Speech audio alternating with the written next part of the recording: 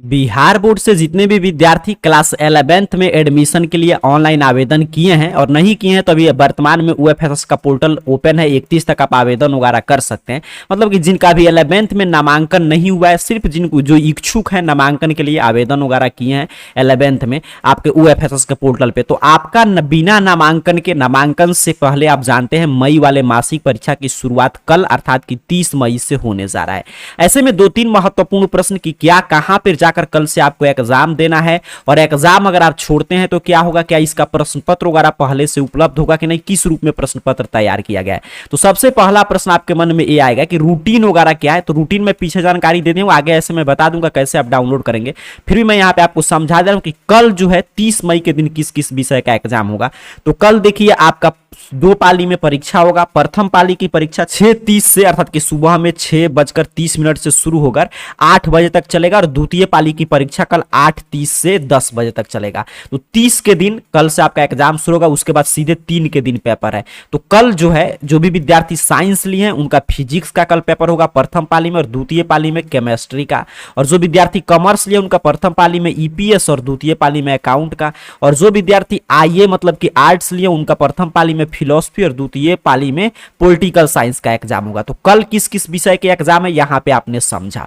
अब अगला प्रश्न आपके मन में ये आ सकता है कि कहां पे जाकर आपको एग्जाम देना होगा, क्योंकि आपका नामांकन वगैरह हुआ नहीं है। तो इसको लेकर देखिए बिहार बोर्ड जो स्थिति क्लियर किया उसमें बताया है कि जहां से जो विद्यार्थी मैट्रिक की बोर्ड एग्जाम उत्तीर्ण किए हैं वहीं से जाकर अपना 11th का मई वाला मासिक परीक्षा में सम्मिलित होंगे। अब इसमें भी दुविधा है कि मान लीजिए आप साइंस या कॉमर्स लिए हैं, हो सकता है जहां पे आप 10th उत्तीर्ण किए वहां पे 12 का पढ़ाई ही नहीं हो रहा हो, या पढ़ाई हो रहा है तो आपके स्ट्रीम का पढ़ाई नहीं हो रहा हो, तब कैसे आप एग्जाम देंगे। तो इसको लेकर बिहार बोर्ड कोई भी स्थिति स्पष्ट नहीं किया है। या जो विद्यार्थी अदर जगह पे नामांकन लेना चाहते हैं, या अदर स्टेट बोर्ड के छात्र हैं, या सीबीएसई आईसीएसई बोर्ड के छात्र हैं, वो कहां पे एग्जाम देंगे, इसको लेकर भी बिहार बोर्ड बताया है कि अपने घर के पास जो भी नजदीकतम सबसे निकटतम जो विद्यालय +2 विद्यालय होगा उसमें जाकर आप एग्जाम दे सकते हैं। बट वहां पे भी स्थिति देखिए 2-4 कठिनाई उत्पन्न हो सकता है। एक तो कि मान लीजिए एक ही स्कूल में सभी विद्यार्थी पहुंच गए तो टीचर के पास कुछ है ही नहीं कि जिससे वो मतलब कि जांच कर पाएगा कि हाँ ये विद्यार्थी इसी स्कूल में पढ़ने के लिए आवेदन किया था, और वहां पे उतना सुविधा नहीं है उतना स्टूडेंट का एग्जाम लेने का, तब भी वहां पे कठिनाई की सामना करना पड़ सकता है। और दूसरा कि कोई विद्यार्थी मान लीजिए कॉमर्स से अप्लाई किया है, आर्ट्स से अप्लाई किया है, साइंस से अप्लाई किया है, तो स्कूल के टीचर के पास तो कोई प्रूफ नहीं है। वो जाकर बोलेगा कि हाँ मैं, जैसे मान लीजिए कोई विद्यार्थी आर्ट्स से किया अप्लाई, वो बोल सकता है कि मैं साइंस से ही फॉर्म भरा हूं, तो उसको साइंस का क्या क्वेश्चन पेपर मिलेगा। और कोई भी पढ़ाई वगैरह स्टार्ट नहीं हुआ है तो कहां से प्रश्न आएगा, तो विद्यार्थी को पता ही नहीं अभी सिलेबस वगैरह कुछ भी। तो ये तमाम कठिनाई है, इसके बावजूद भी बिहार बोर्ड यहाँ पे रूटीन जारी कर दिया है। तो कल से एग्जाम की आपकी शुरुआत हो रहा है।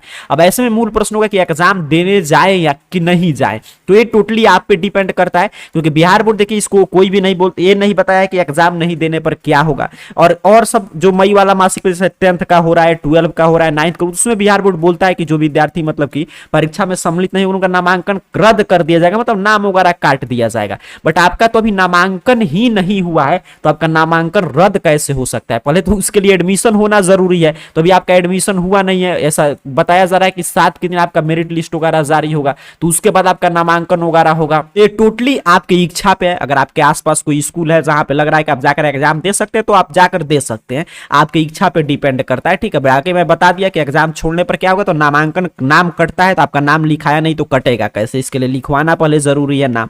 तो ऐसे मैंने रूटीन आपको बता दिया कि कल जो है फिजिक्स का और ईपीएस का कॉमर्स में, और आर्ट्स में फिलोसफी का प्रथम पाली में, और द्वितीय पाली में केमिस्ट्री, अकाउंट और पॉलिटिकल साइंस का एग्जाम होगा। और एग्जाम सेंटर का है तो कहां पे है, तो आपके जो भी निकटतम 10+2 विद्यालय है वहां पे जाकर आप एग्जाम वगैरह दे सकते हैं। ठीक है, फेल वगैरह तो फेल इसमें कोई करता नहीं है। ठीक है, इसमें एग्जाम वगैरह अगर छोड़ेंगे आप, नामांकन वगैरह रद्द होने की संभावना तभी रहता है जब जिनका नाम वगैरह लिखाया है। बाकी इस परीक्षा की संपूर्ण जानकारी, रूटीन, प्रश्न पत्र वगैरह सभी चीज देखने के लिए आपको सिंपल सा अपने मोबाइल फोन का कोई भी ब्राउजर ओपन करके गूगल सर्च बॉक्स में आइए, और इस चैनल का नाम AR कैरियर पॉइंट आपको टाइप करके सर्च करना है। आपके सामने सर्च रिजल्ट आएगा, और सबसे ऊपर देखिए AR कैरियर पॉइंट, यही स्पेलिंग लिखकर टाइप करके सर्च कीजिएगा जो चैनल का नाम है, और arcareerpoint.com वेबसाइट पे सिंपल सा आपको क्लिक कर देना है। और एक और खास बात आपको समझ कर रखना है कि आपका मतलब कि 50 मार्क्स का ही एग्जाम होता है, जिसमें 30 ऑब्जेक्टिव प्रश्न पूछा जाता है, 25 का आपको जवाब देना होता है, 10 लघु उत्तरीय प्रश्न पूछता है, 5 का उत्तर देना होता है, 6 दीर्घ उत्तरीय प्रश्न में से 3 का उत्तर आपको लिखना होता है। ठीक है, और 1.5 घंटा का पेपर होगा। यहाँ पर arcareerpoint.com वेबसाइट पे क्लिक करके नीचे की तरफ बढ़िएगा तो नीचे की तरफ थोड़ा सा बढ़ते आइएगा तो सबसे नीचे देखिए क्लास 11th कैटेगरी मिल जाएगा। यहाँ पे अगर आपको रूटीन वगैरह देखना है तो यहाँ पे देखिए लिखा गया है कक्षा 11वीं मई मासिक परीक्षा 2024 रूटीन, यहाँ पे देख लीजिए। तो सिंपल सा रूटीन वाले पोस्ट पे क्लिक करके रूटीन वगैरह अपना देख सकते हैं। अगर सभी विषय का क्वेश्चन पेपर वायरल होता है तो सबसे ऊपर देखिए यहाँ पे अपडेट है कि 11th मई exam 2024 all subject question paper. तो सिंपल सा आपको इस पोस्ट पे क्लिक कर देना है और जिस विषय का कल एग्जाम होगा उससे पहले यहाँ पर आकर एक बार चेक कर लीजिएगा। जैसे आप साइंस का कल फिजिक्स केमिस्ट्री है तो फिजिक्स के सामने बने हुए क्लिक हियर पे क्लिक करके देख सकते हैं, केमिस्ट्री के सामने बने हुए क्लिक हियर पे क्लिक करके आप देख सकते हैं। आर्ट्स का कल यहाँ पे पॉलिटिकल साइंस और फिलोसफी का पेपर है तो आर्ट्स का यहाँ पे देखिए पॉलिटिकल साइंस के सामने बने हुए क्लिक हियर पे क्लिक करके चेक कर लीजिएगा। फिलोसफी के सामने क्लिक हियर पे क्लिक करके चेक कर लीजिएगा। प्रश्न पत्र वगैरह वायरल होता है तो यहाँ पे आप उत्तर ऑब्जेक्टिव सब्जेक्टिव का यहाँ से देख पाएंगे, ठीक है। तो 11th कैटेगरी में देखिए यहाँ पे आपको अपना रूटीन वगैरह भी देख सकते हैं, यहाँ से सभी विषय का प्रश्न पत्र वगैरह भी आप देख सकते हैं। तो टोटली आपकी इच्छा पे, अगर आपके आसपास कोई विद्यालय है तो वहां पे जाकर आप एग्जाम दे सकते हैं।